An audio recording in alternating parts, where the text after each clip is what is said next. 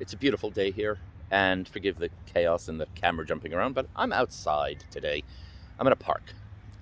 Not just a park, there's an oval, as you can see here. Got the poles over there. People play footy here, they often get together for cricket. And the ACT government are particular about leaving certain areas just open, wild trees and the like. This I thought was the perfect setting. I'm going to come over here and sit down at one of these benches they have in the park. This I thought was the perfect setting for a discussion on Bereshith. God created humans, created a world. It was notably not a perfect world. God created a garden in which humans were meant to live. And people often think of it as idyllic. In fact, the term Edenic is often used as a word for paradise. Eden was, in many ways, a great place for humans to live, but it was not a perfect place.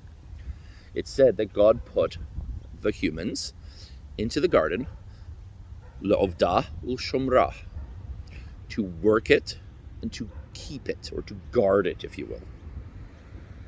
Humanity are meant to take care of the world in which we live. These beautiful trees behind me are natural.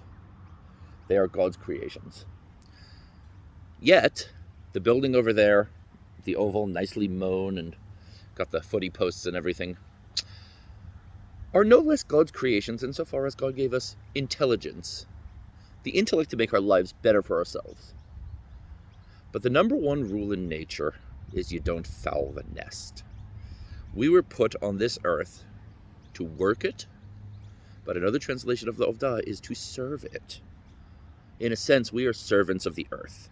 We take from the earth, but we have to give to the earth. L'shomra means to protect it or to keep it.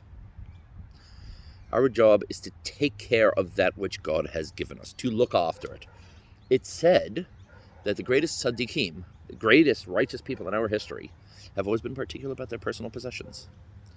You would think that doesn't jive with spirituality. The whole idea is to reject the materialism. And to some degree it is. But it's not to reject materialism. It's to recognize that materialism itself can be used to a higher purpose.